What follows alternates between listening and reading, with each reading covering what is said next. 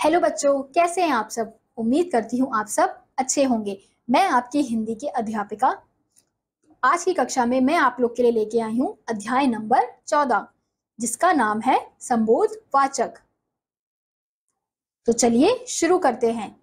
तो पहले हम पढ़ेंगे संबोधवाचक की परिभाषा। संज्ञा अथवा सर्वनाम का संबंध वाक्य के दूसरे शब्दों से जोड़ने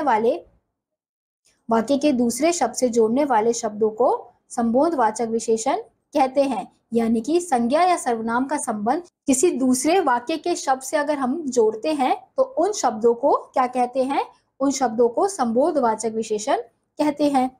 संबोधक से तात्पर्य है संबंध का बोध कराने वाला, यानी कि ऐसे शब्द जो क्या कराते हैं? संबंध का बोध कराते हैं। कुछ अन्य संबोधक शब्द हैं बाद, बाहर, निकट, पहले, समान, आसपास, किनारे, पीछे, ऊपर, उपरांत, संग, अनुसार। ये सब क्या है? ये है संबोधवाचक विशेषण, संबोधक के शब्द। अब हम देखेंगे, चित्रों को देखिए और उनके नीचे लिखे वाक्य पढ़िए। तो पहला वाक्य है, चिड़िया पिंजरे के अंदर है, कौवा पेड़ के ऊपर बैठा है। सड़क के किनारे एक झोपड़ी है, यानी कि चिड़िया, पिंजरा, ये क्या है? ये है संज्ञा। और के अंदर, तो इसमें क्या हुआ? के अंदर से किसका संबंध मिलाया गया है? संज्ञा के शब्द को मिलाया गया है, संबंध स्थापित किया गया है कि चिड़िया पिंजरे के अंदर है। ऐसे ही कौवा पेड़ के ऊपर बैठा है, तो ये क्या है? ये क्या बता रहे हैं कि जो कौवा और पेड़ यानी कि जो संज्ञा के शब्द हैं, उनको किससे, दूसरे शब्द यानी बैठा से मिलाने के लिए किसका प्रयोग किया गया है? के ऊपर बैठा है। ऐसे ही सड़क के किनारे एक झोपड़ी है। अब सड़क के किनारे, सड़क क्या है? संज्ञा है, झोपड़ी क्या है?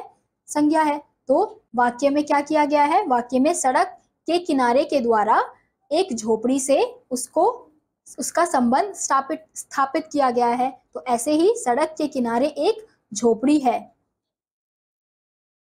ऊपर दिए गए वाक्यों में क्रमशः के अंदर, के ऊपर और के किनारे शब्द संज्ञा के साथ आकर उनका संबंध वाक्य के दूसरे शब्दों के साथ बता रहे हैं, इसलिए ये क्या कहलाएंगे? इसलिए ये संबोधक कहलाएंगे। तो जो शब्द संज्ञा को वाक्य में किसी दूसरे शब्दों से संबंध स्थापित करवाते हैं, वह शब्द क्या कहलाते हैं? वह शब्द संबोधक शब्द कहलाते हैं। तो आज हमने देखा, संबोधक से तात्पर्य है संबंध का बोध कराने वाला। संज्ञा अथवा सर्वनाम का संबंध वाक्य के दूसरे शब्दों से जोड़ने वाले शब्दों को संबोधक कहते हैं। तो इसी के साथ आज का अध्याय यहीं समाप्त होता है। मैं उम्मीद करती हूँ आपको ये अध्याय समझ आया होगा। मैं आपसे मिलूंगी अगली कक्षा में। तब तक के लिए नमस्कार।